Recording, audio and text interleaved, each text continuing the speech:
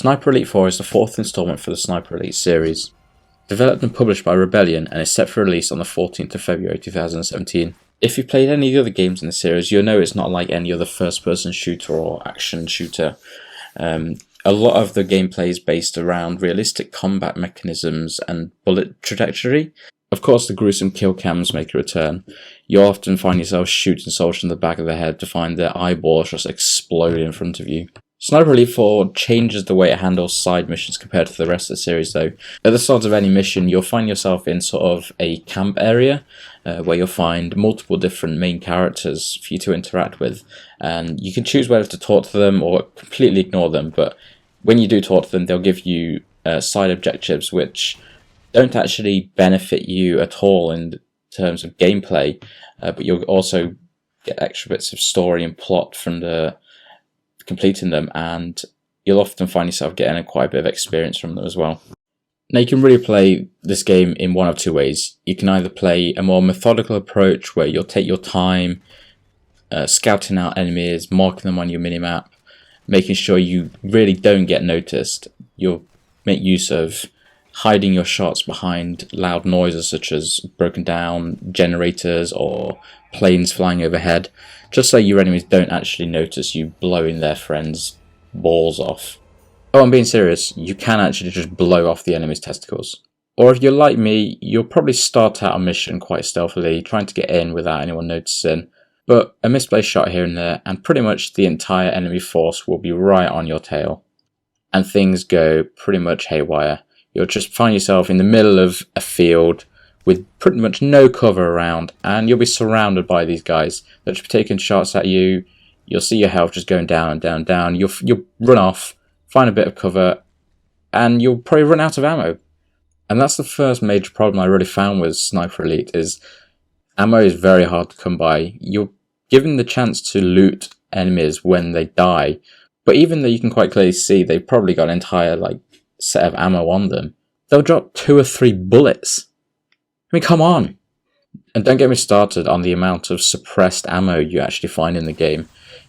If there was even a remote chance of you being able to replenish a round of suppressed gunfire, then more people will probably be able to get through a level quite stealthily, but you just don't find it. It's very hard to come across, and when you do, it's dribs and drabs. On top of your character being equipped with a rifle, a submachine gun and a pistol, you do also get a couple of other pieces of gear that are pretty much not standard. You get things like grenades, mines and TNT. Although through my entire playthrough of the single player, I literally found no reason to use the TNT. I think I maybe used a mine once on a tank. It did nothing to it. I don't know how to use them properly. I probably messed up, but there was no real need for it. It was just used out of pure curiosity. These pieces of equipment may become more relevant if you start to ramp up the difficulty above normal, but for your average Joe on normal difficulty, you won't really have much use for them at all. After each mission, depending on how many side objectives you complete or how successful you were with certain challenges throughout the level, you'll be rewarded with experience points. Now these experience points will count towards leveling up your character, and then I think it's every 5 levels you'll actually unlock a new ability. Now, unless you're just skipping through all the side objectives and just rushing straight to the main story objectives, you'll probably get maybe 2 or 3 levels per mission. But for the abilities, though, some of them are quite obviously dumb choices to pick. It's very obvious which one you need to go for at times. But at other times, it does allow the player to make some sort of decision on how they actually want to build their character. Some of them will be quite obvious choices for more focusing on the stealth gameplay, while others are more focused on just blowing everyone to pieces. The single player campaign itself took me about 11 hours to complete on normal mode.